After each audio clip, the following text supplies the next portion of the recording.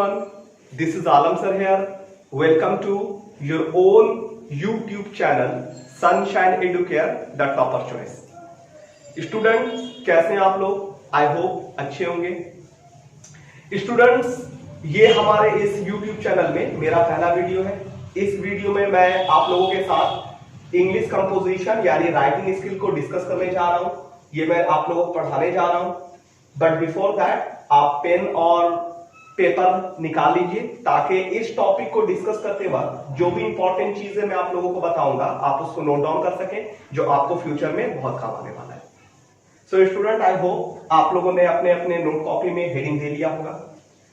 तो अब हम लोग अपने टॉपिक, कौन नहीं चाहता है कि मैं इंग्लिश लिखने लगूं, मैं इंग्लिश में, स्टूडेंट्स कौन नहीं चाहता है कि मैं इंग्लिश में लिखने लगूं, मैं इंग्लिश में बहुत अच्छा लिखूं। जिस तरह से हमें अपने मदर टंग पे कंट्रोल होता है, जिस तरह से हम लोग अपने मदर टंग में अपने आप को एक्सप्रेस करते हैं, कम्युनिकेशन करते हैं, एक दूसरे से बात करते हैं और लिखते हैं, ठीक यही चीज हर स्टूडेंट का ये चाहत होता है, ख्वाहिश होता है कि मैं इंग्लिश में भी अपने आप को इस तरह से एक्सप्रेस करूं।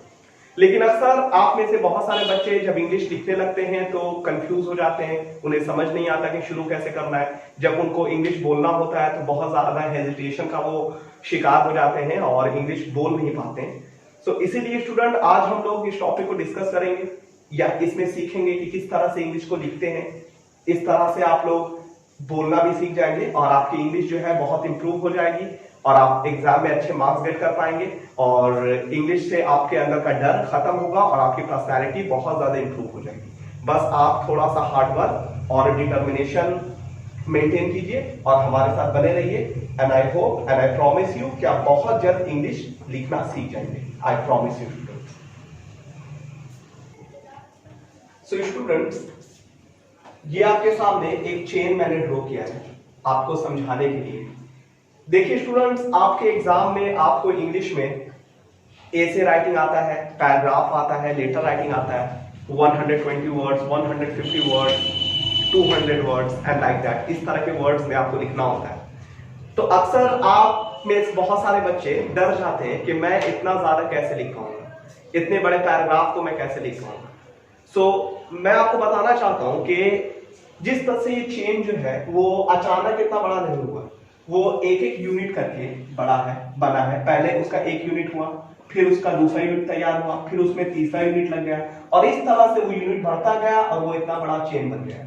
ठीक इसी तरह जब भी हम पैराग्राफ, लेटर, एसे, स्टोरी लिखते हैं तो हमें सबसे पहले अपना एक सेंटेंस बनाना होता है, उसके बाद दूसरा सेंटेंस उसमें ऐड करना होता है, फिर तीसरा सेंटेंस ऐड करना होता है और इस तरह से चेन ऑफ सेंटेंसेस मिलकर के हम लोग का राइटिंग स्किल कंप्लीट हो जाता है। तो यहाँ पे आप लोगों को एक बड़ा सा राइटिंग स्किल नहीं सीखना है बल्कि एक छोटा सा सेंटेंस मेकिंग सीखना है। जब आप सेंटेंस मेकिंग सीख जाएंगे, एक सेंटेंस बनाने सीख जाएंगे तो उसमें दूसरा सेंटेंस ऐड करेंगे, तीसरा ऐड करेंगे, चौथा ऐड करेंगे और इस तरह से आप 150 क्या thousands वर्ड्स के भी राइटिंग स्किल को, एसेस को, पैराग्राफ्स को आप बहुत ही कंफर्टेबली लिख पाएंगे और आप बहुत ज्यादा अच्छे एग्जाम में मार्क्स गेट कर पाएंगे और आप बहुत ज्यादा अपने आप में बहुत अच्छा फील करेंगे students. So let's learn how to make sentences in English. Students, आपके सामने total sentences in English language, English जबान में, इंग्लिश भाषा में टोटल 5 तरह का सेंटेंस होता है। इनफैक्ट हम जब भी इंग्लिश में कुछ बोलते हैं, जितनी भी चीजें बोलते हैं अपनी डे टू डे लाइफ में, पूरे जिंदगी भर जितनी सेंटेंसेस हम लोग बोलते हैं वो तमाम सेंटेंस ये 5 तरह का ही होता है। अगर हम इस पांचों सेंटेंस को जान लें ये क्या है, कैसे इसको लिखेंगे, कहां इसका यूज करेंगे, तो आप पूरी इंग्लिश लैंग्वेज को सीख सकते हैं, इंग्लिश लिखना सीख सकते हैं, इंग्लिश बोलना सीख सकते हैं। सो स्टूडेंट, मैं आपको पहले इन पांचों सेंटेंस का इंट्रोडक्शन बता देता हूं, उसके बाद एक एक सेंटेंस करके हम लोग डिटेल में इसको सीखेंगे। सबसे पहले है असर्टिव सेंटेंस। ये असर्टिव सेंटेंस क्या होता है? ये इंग्लिश लैंग्वेज का सबसे ज्यादा यूज होने वाला सेंटेंस है स्टूडेंट्स, जो हम लोग अपने डे टू डे लाइफ में सबसे ज्यादा यूज करते हैं। देखिए असर्टिव सेंटेंस क्या होता है। असर्टिव सेंटेंस वो सेंटेंस होता है जो कोई भी इंफॉर्मेशन को एक्सप्रेस करता है, जिससे हम लोग कोई भी इंफॉर्मेशन देते हैं। फॉर एग्जाम्पल, अगर आप सुबह सो के उठते हैं और आपकी मम्मी आपसे पूछती है कि बेटा आज स्कूल जाओगे, आप अपनी मम्मी को रिप्लाई करते हो कि जी मम्मी मैं आज स्कूल जाऊंगा, तो आपने जो कहा जी मम्मी मैं स्कूल जाऊंगा, ये असर्टिव सेंटेंस है। आपने कहा नहीं मम्मी आज तो छुट्टी है ना, आज मैं नहीं जाऊंगा, ये भी आपने अपनी मम्मी को इंफॉर्मेशन दिया, नहीं में इंफॉर्मेशन दिया, तो ये असर्टिव सेंटेंस निगेटिव सेंटेंस होता है। जब भी हम लोग किसी भी सेंटेंस को, किसी भी बात को पॉजिटिवली बोलते हैं, हाँ में बोलते हैं, तो वो अफर्मेटिव सेंटेंस होता है। और जब इसी चीज को हम लोग नहीं में बोलते हैं तो यही सेंटेंस निगेटिव होता है। यानी असर्टिव सेंटेंस के अंदर दो तरह के सेंटेंस होते हैं, एक अफर्मेटिव सेंटेंस और एक निगेटिव सेंटेंस। जब किसी चीज को हम लोग हाँ में कहते हैं, जैसे आपसे पूछा गया क्या आप चाय पियेंगे, आपने कहा जी हाँ मैं पीऊंगा, तो ये अफर्मेटिव सेंटेंस है। और अगर आपने कहा जी नहीं मैं चाय नहीं पीता हूं, मैं चाय नहीं पीऊंगा, ये निगेटिव सेंटेंस है। और ये दोनों सेंटेंस एक्चुअली में है असर्टिव सेंटेंस। तो अब आप सोच लीजिए कि डे टू डे लाइफ में आप कितनी बार इस तरह का सेंटेंस यूज करते हैं, जहां आप किसी चीज की इंफॉर्मेशन देते हैं, जहां पे आप कुछ बताते हैं।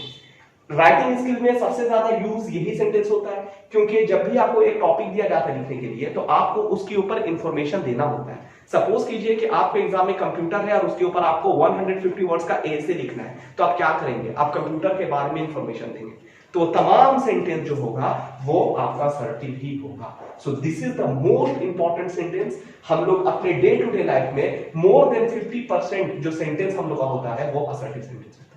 इसे हम लोग डिटेल में सीखेंगे, उसके बाद देख लेते हैं इंट्रोगेटिव क्या है। असर्टिव सेंटेंस के बाद सबसे ज्यादा यूज होने वाला सेंटेंस वो है इंट्रोगेटिव सेंटेंस। ये वो सेंटेंस होता है जिसके जरिए हम लोग कुछ पूछते हैं, यानी the sentence that expresses A question. एक ऐसा सेंटेंस जो क्वेश्चन जाहिर करता है, जिसके द्वारा हम किसी चीज के बारे में कुछ पूछते हैं, तो वो इंट्रोगेटिव सेंटेंस होता है। सपोज दैट आप सुबह सोकर उठे, आपकी मम्मी ने पूछा कि बेटा आज स्कूल जाओगे, आपकी मम्मी ने आपसे कुछ पूछा है, तो ये इंट्रोगेटिव सेंटेंस है। आपने कहा हाँ मम्मी मैं जाऊंगा, ये असर्टिव सेंटेंस है। फिर आपने कहा कि मम्मी आप नाश्ता में क्या बनाएंगी, ये आपने अपनी मम्मी से पूछा है, ये इंट्रोगेटिव सेंटेंस है।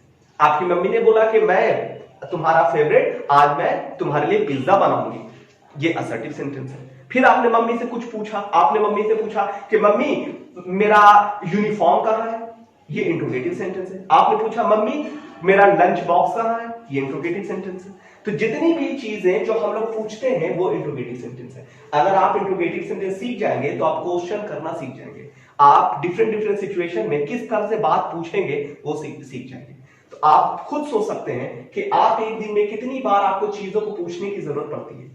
अगर आप इंट्रोगेटिव सेंटेंस सीख जाएंगे तो आप इंग्लिश में चीजों को पूछने के लायक हो जाएंगे और आपकी स्पोकन इंग्लिश बहुत ज्यादा इंप्रूव हो जाएगी। तो ये students second mostly used sentence है, इसके बारे में भी हम लोग डिटेल्ड में डिस्कस करेंगे। 3 नंबर में आते हैं इंपरेटिव सेंटेंस। देखिए स्टूडेंट्स, इंपरेटिव सेंटेंस क्या होता है?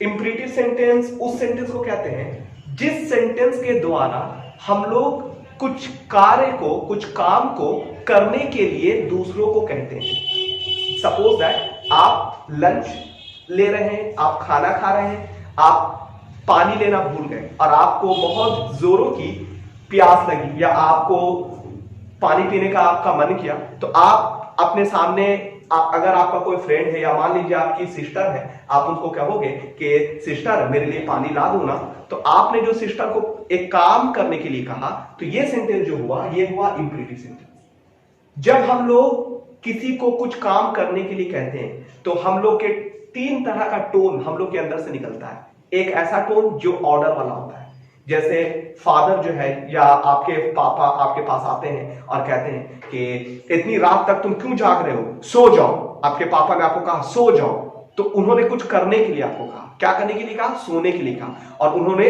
आपको बहुत ही स्ट्रिक्टली कहा, तो ये क्या था? ये एक ऑर्डर था। लेकिन अगर आप ऐसे कहते हैं कि पापा प्लीज कुछ देर और मुझको मोबाइल में गेम खेलने दीजिए ना, आपने पापा को कहा, क्या कहा?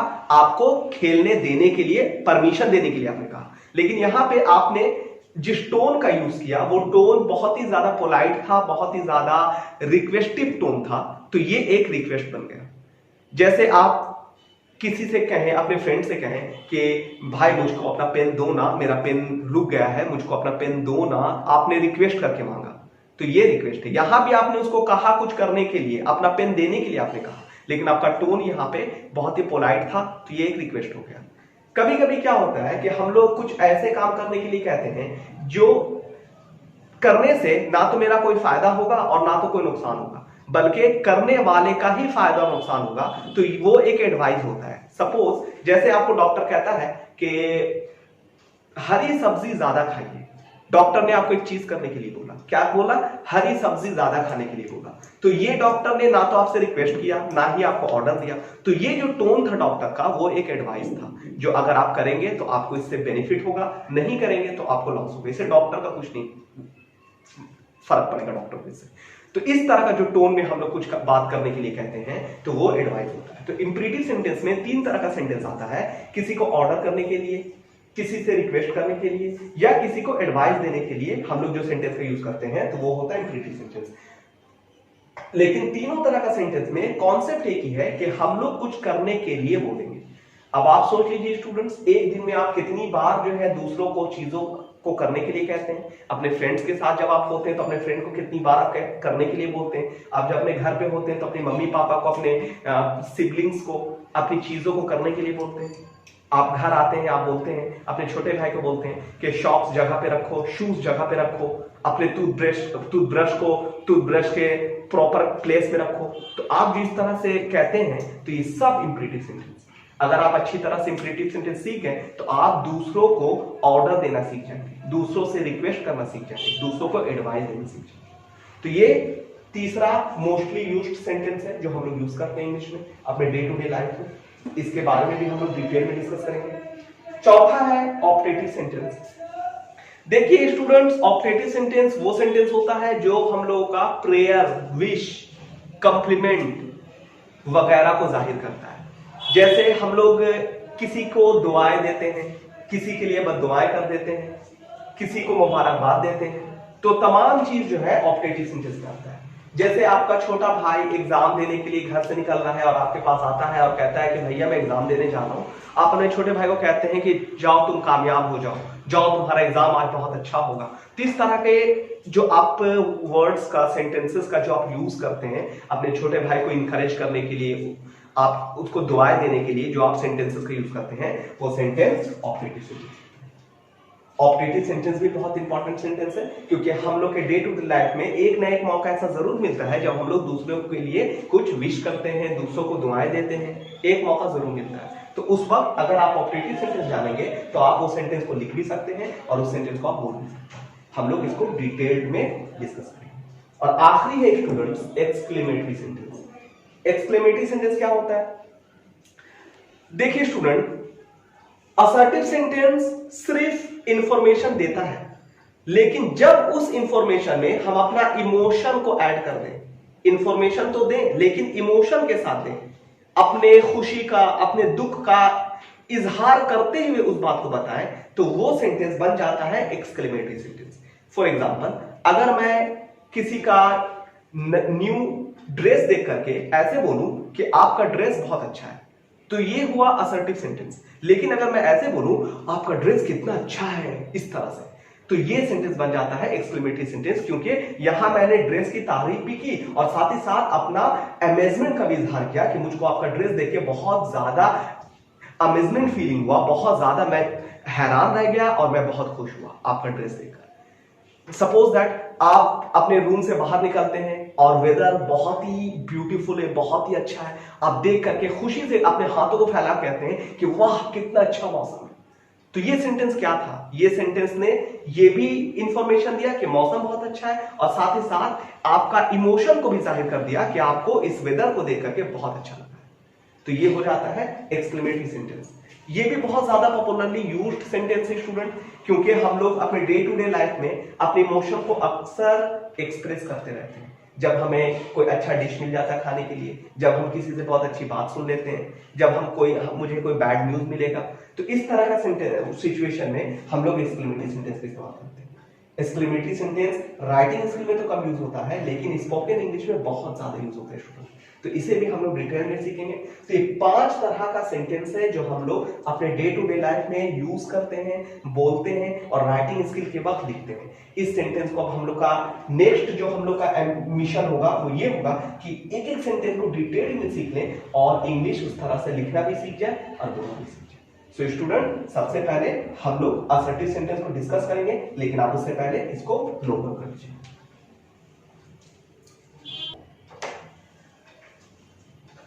देखिए स्टूडेंट, जैसा कि मैंने अभी आपको कहा, असर्टिव सेंटेंस में अफर्मेटिव सेंटेंस भी होता है और नेगेटिव भी होता है। आपके आसानी के लिए मैंने यहां पे लिख दिया है कि affirmative plus negative equal to assertive sentence, यानी असर्टिव सेंटेंस के अंदर अफर्मेटिव भी होता है, असर्टिव सेंटेंस के अंदर नेगेटिव भी होता है। यानी हाँ वाला और नहीं वाला दोनों सेंटेंस, दोनों जुमले को मिलाकर, दोनों वाक्यों को मिलाकर असर्टिव सेंटेंस बनता है। जब भी हम लोग को एक रिस्पॉन्स देते हैं, आंसर देते हैं, तो हम लोग का आंसर हाँ में भी होता है, यस में भी होता है, और हम लोग का आंसर नहीं यानी नो में भी होता है। चाहे आंसर यस में हो या नो में हो, वो आंसर हमेशा असर्टिव सेंटेंस ही होता है। ठीक है, यहां पे स्टूडेंट्स मैंने असर्टिव सेंटेंस का डिफिनेशन लिखा है जो अक्सर आप लोगों को कंफ्यूजन में डाल देता है कि असर्टिव सेंटेंस होता क्या है। देखिए क्या होता है, the sentence that gives A statement. बस सिंपल सा डिफिनेशन याद रखिए, एक ऐसा सेंटेंस जो इंफॉर्मेशन देता हो, बस वो असर्टिव है। बहुत सारे बुक में आप देखते हैं असर्टिव का बहुत कॉम्प्लिकेटेड डिफिनेशन होता है, 2.5-3 लाइन का डिफिनेशन होता है, आप कंफ्यूज हो जाते हैं। इसलिए मैंने बहुत ही सिंपल सा डिफिनेशन ड्राइव करके आप लोग के लिए लाया हूं। आप इसे देखिए और समझ जाइए, इसको रटने की भी जरूरत नहीं है। आप अभी सीख सकते हैं कि the sentence that gives A statement, एक ऐसा सेंटेंस जो इंफॉर्मेशन देता हो वो असर्टिव। स्टूडेंट्स, बहुत सारे बुक में असर्टिव सेंटेंस का डिफिनेशन काफी कॉम्प्लिकेटेड होता है, 3 लाइन्स 4 लाइन्स का डिफिनेशन होता है जो अक्सर आपको कंफ्यूजन में डाल देता है। इसीलिए मैंने आप लोगों के लिए एक बहुत ही सिंपल सा डिफिनेशन ड्राइव करके मैं लाया हूं, ताकि आप बिना रटे हुए तुरंत इसको सीख जाए। तो याद रखिएगा, the sentence that gives A statement, एक सेंटेंस जो स्टेटमेंट आपको दे, जो इंफॉर्मेशन आपको दे, वो असर्टिव सेंटेंस है। स्टूडेंट्स देखिए इसका स्ट्रक्चर क्या होता है। असर्टिव सेंटेंस हम लोग लिखेंगे कैसे? असर्टिव सेंटेंस लिखेंगे तो हम लोग सबसे पहले सब्जेक्ट को रखेंगे, उसके बाद हम लोग वर्ब को रखेंगे, उसके बाद हम लोग ऑब्जेक्ट को रखेंगे, और जब हमारा सेंटेंस कंप्लीट हो जाएगा तो हम लोग फुल स्टॉप भी देंगे। याद रखिए स्टूडेंट्स, ये फुल स्टॉप पंक्चुएशन का एक बहुत इंपॉर्टेंट साइन है। अगर आप पंक्चुएशन का साइन को मिस कर जाते हैं या गलत दे देते हैं तो आपका सेंटेंस का मीनिंग टोटल चेंज हो सकता है और वो गलत भी हो सकता है। पंक्चुएशन के ऊपर हमारे इसी YouTube चैनल में हमारे एक सर ने बहुत ही अच्छा एक वीडियो बनाया है। मैं सजेस्ट करूंगा कि आप उस वीडियो को भी जरूर देखें ताकि आपको पंक्चुएशन का और ज्यादा नॉलेज हो सके। देखिए स्टूडेंट, वर्ब और ऑब्जेक्ट को कलेक्टिवली मिला करके हम लोग प्रीडिकेट कहते हैं।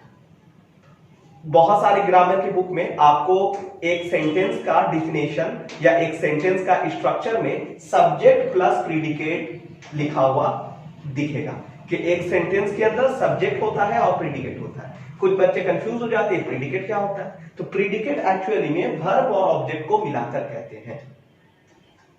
सिंपल लैंग्वेज में अगर मैं एक सेंटेंस को, एक असर्टिव सेंटेंस को डिफाइन करूं तो मैं बोलूंगा कि एक असर्टिव सेंटेंस के अंदर एक सब्जेक्ट होता है और एक प्रीडिकेट होता है। यानी सेंटेंस में जो कुछ बोला जाता है, जो कुछ इंफॉर्मेशन दिया जाता है, वो सब प्रीडिकेट पार्ट में होता है, और जिसके बारे में इंफॉर्मेशन दिया जाता है वो सब सब्जेक्ट होता है।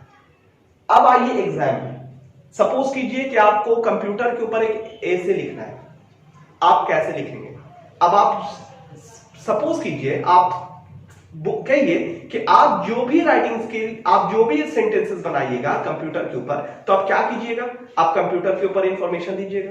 तो कंप्यूटर आपका सब्जेक्ट है और उसके ऊपर जो भी इंफॉर्मेशन आप दीजिएगा वो आपका प्रीडिकेट है। सपोज दैट अगर मैं ऐसे बोलूं, computer is an electronic machine, computer एक इलेक्ट्रॉनिक मशीन है, तो मैंने क्या बोला?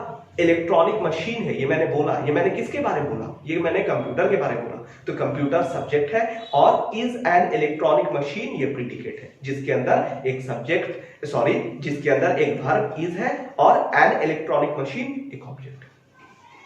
तो हम लोगों को याद रखना है हमेशा ये चीज स्टूडेंट कि जब कभी भी आप लिखने के लिए पेन उठाएं तो आप ये सोचें कि आपको लिखना किसके ऊपर है और आपको क्या लिखना है। जिसके ऊपर आपको लिखना है पहले आप वो वर्ड लिखेंगे, वो वर्ड आपका नाउन होगा, वो वर्ड आपका प्रोनाउन भी हो सकता है, वो वर्ड आपका नॉन इक्विवेलेंट भी हो सकता है, उसे सब्जेक्ट कहते हैं। तो जब भी आप किसी टॉपिक पे लिखेंगे तो आप जो सेंटेंस बना रहे हैं ये जिसके ऊपर बना रहे हैं, जिस टॉपिक के ऊपर बना रहे हैं वो टॉपिक आप पहले लिखेंगे, वो टॉपिक आपका सब्जेक्ट होगा और उसके बाद आप जो भी इंफॉर्मेशन उसके ऊपर देंगे वो आपका प्रेडिकेट होगा। और प्रेडिकेट में सबसे इंपॉर्टेंट पार्ट जो है वो है वर्ब। इस वर्ब को हम लोग सीखेंगे, बल्कि इसके तीनों पार्ट को हम लोग डिटेल में सीखेंगे। तो जब हम लोग इसके तीनों पार्ट को डिटेल में सीख जाएंगे स्टूडेंट तो आप सेंटेंस बहुत ही इजीली बनाने लगेंगे, सेंटेंसेस के मीनिंग को समझने लगेंगे और अल्टीमेटली ये आपको कॉन्फिडेंस देगा, आपके कॉन्फिडेंस को बूस्ट करेगा और आप इंग्लिश स्पोकन भी शुरू कर देंगे। आपके सेंटेंसेस खुद ब खुद आपके टंग से फ्लो होने लगेगा। जब एक बार आप सेंटेंसेस बनाने लगेगा तो वो सेंटेंसेस ना चाहते हुए भी आपके जबान से फ्लो होना शुरू होगा और आप फील करेंगे कि आपकी इंग्लिश जो है डे टू डे कितनी ज्यादा इंप्रूव हो रही है। तो इसको मैंने आपको सेंटेंस को वर्बली बताया था, मैंने आपके आसानी के लिए बोर्ड पे लिख भी दिया है। Computer is an electronic machine, ये सेंटेंस एक कंप्लीट मीनिंग हम लोग को देता है। इसका मतलब ये है कि कंप्यूटर एक इलेक्ट्रॉनिक मशीन है। यहां पे देखिए मैंने एक इंफॉर्मेशन दिया, मैंने इंफॉर्मेशन क्या दिया, इज एन इलेक्ट्रॉनिक मशीन, एक इलेक्ट्रॉनिक मशीन है, ये मैंने इंफॉर्मेशन दिया। ये इंफॉर्मेशन मैंने किसके बारे में दिया, कौन है इलेक्ट्रॉनिक मशीन, ये है कंप्यूटर। तो जिसके बारे में मैंने इंफॉर्मेशन दिया वो हो गया हम लोगों का सब्जेक्ट और जो मैंने इंफॉर्मेशन दिया वो हो गया प्रीडिकेट। और प्रीडिकेट में वर्ब भी होता है और ऑब्जेक्ट भी होता है। तो ये आपका ये यहां से यहां तक पूरा प्रीडिकेट है, जिसमें ये आपका ये वर्ब हो गया और ये आपका फुल पार्ट जो है ये आपका ऑब्जेक्ट और आखिर में ये आपका फुल स्टॉप। जैसा कि मैंने कहा था बहुत इंपॉर्टेंट स्टूडेंट, फुल स्टॉप भी एक सेंटेंस के लिए। सो कंप्लीट और करेक्ट सेंटेंस होगा तभी आपको एग्जाम में मार्क्स मिलेगा और आपकी राइटिंग स्किल एक परफेक्ट और करेक्ट राइटिंग स्किल होगी। सो स्टूडेंट आप इसको ऑब्जर्व कीजिए, आई होप आपको इतना समझ आया होगा। इसको ऑब्जर्व कीजिए, वीडियो को बार बार देखिए, इसे समझिए क्योंकि ये सबसे बेसिक और सबसे इंपॉर्टेंट वीडियो है। इसके बाद हम लोग वर्ब, सब्जेक्ट और ऑब्जेक्ट के बारे में डिटेल में बात करेंगे और ये सीखेंगे कि किस तरह से सब्जेक्ट को लिखते हैं, सब्जेक्ट क्या क्या होता है, वर्ब क्या होता है, वर्ब को किस तरह से हम लोग सेट करते हैं सेंटेंस के अंदर, टेंस क्या होता है। इनफैक्ट हम लोग पूरी की पूरी सेंटेंस मेकिंग को सीखेंगे, लेकिन उसको जानने के लिए आपको ये कॉन्सेप्ट आपका बहुत ज्यादा क्लियर होना जरूरी है स्टूडेंट्स। इसलिए आप इसको देखिए, ऑब्जर्व कीजिए। नेक्स्ट वीडियो में आपको मैं इसे आगे बताऊंगा और आप फील करेंगे कि आप बहुत कुछ सीखने लगे हैं और आई एम श्योर मैं आप लोगों का इंग्लिश का डर मिटा के रहूंगा और आपको इंग्लिश लिखना सिखा के रहूंगा। आई प्रॉमिस यू स्टूडेंट, बस आप हम लोग के साथ बने रहिए और मेहनत करते रहिए। गुड लक कहना बोले please. So I hope student कि आज का हमारा वीडियो आपको पसंद आया होगा।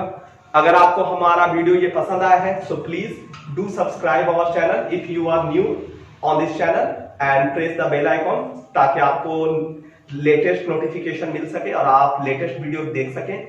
शेयर कीजिए, लाइक कीजिए और कमेंट बॉक्स में जाके कमेंट भी कीजिए। मैं आपका वेट करूंगा कमेंट्स का और तब तक के लिए आप इसको नोट डाउन कर लीजिए और इसको घर पे बार बार स्टडी कीजिए जब तक हम लोग नेक्स्ट वीडियो में मिलते हैं। ठीक है स्टूडेंट, बाय।